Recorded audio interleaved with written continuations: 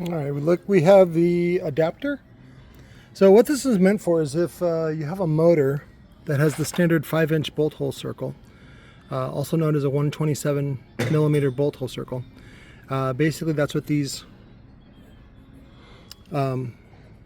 indented ones, what's that? It's called a chamfer countersink. I got some oval M6s, so you can see those. I just got them at Lowe's or whatever, Home Depot. And basically you would put that on there, and then your V2 frame, these are a couple V2 frames that have the 135 pattern, would go on there. And then you just use some regular 12 millimeter M6s again to adapt. So you only give up about, on this one we're doing 1/4 inch. On the next ones we'll do 3/8, which is about 10 millimeter. And just for a little bit more thickness, but this is what I needed right away. And so let me bolt this up to the red one so we can get this done. And I can show you guys. So for the OCD cats, we went ahead and put all 6 bolts in. And so normally that would be the end of it if this was on top of a motor, but what we're going to do it is use it for is a bolt hole transfer mechanism. And so now what we have is we have the 127 bolt hole circle, right? Which on some of these it ends up being right on the edge, and so that's why I'm glad we have a guide. Now the bad thing about using something like this with a straight drill bit is that you end up beating up the threads. You don't want to do that. And so what we're going to do is use the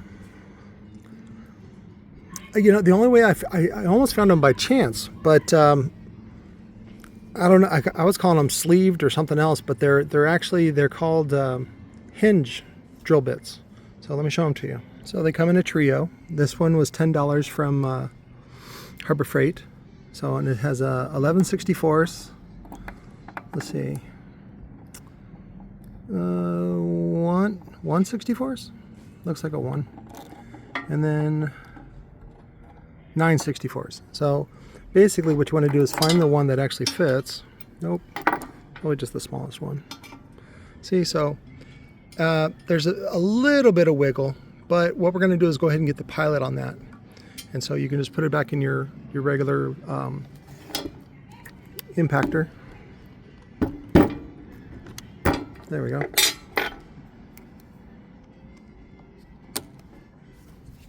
And then just, try to make it square, drill down. Let me drill these out real quick. So I just did little pilots, and then I'll come back with the correct drill bit after I take this adapter off, and then we'll go ahead and finish the holes. Adapter's off, and so now we have our little pilots. We can come back and drill. This one I went all the way through, but it's fine.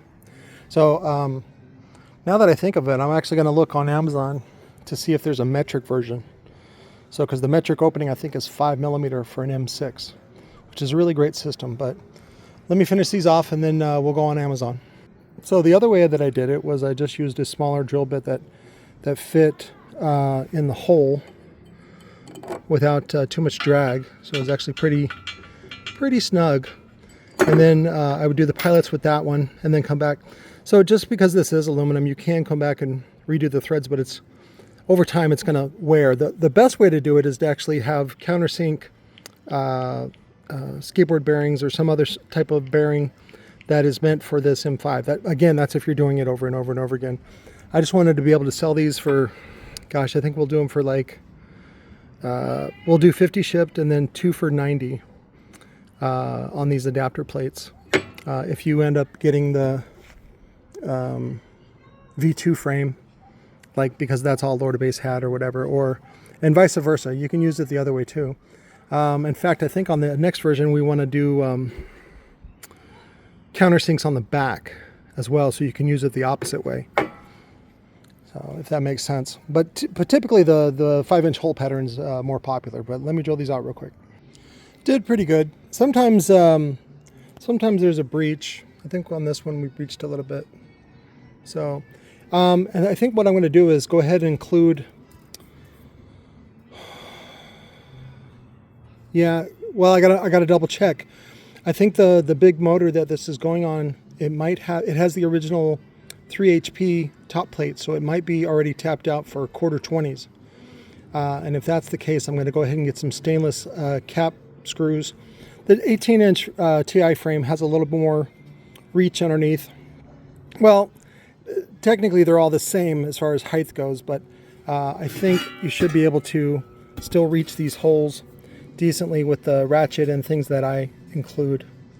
So, but that's it. We're running out of daylight right now, but I'm glad to finally get this done. And thanks for everybody for your patience. Merry Christmas.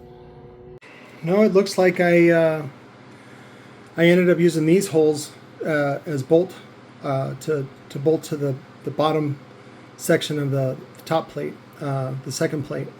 And so these are M6. So just to hedge my bets a little bit, what I'm going to do is, because this is not super precise, is you can either use a pan head or a cap head screw like that. So it's got that little square part on the top. And then it should be fine with the ratchet and stuff like that. Let me show you real quick. So they don't need to be this long. So I think this right here is 10 millimeter. So we can do 10 plus 10. So I can do a 20 millimeter on these socket cap. They just measure from the underneath the head down. Whereas a flathead, they measure from the top down. And then you just use your little ratchet tool. This is the bigger one. The new ones I got coming are flatter. I don't know if I have any around here. Just ordered some from Amazon until I can get my China shipment. Let's see, like that. It's not a lot of room, but it'll do the trick. A lot of times you can just get in there with your fingers, tighten it up. So, but of course the most ideal is the one that's here in the window, which is the 135 pattern. So, but again, that's why on the Gonzo Junior motor I put both patterns. So in case we were short on, or sometimes they send the wrong frame, and that way we could be better prepared. So, but thanks a lot, guys.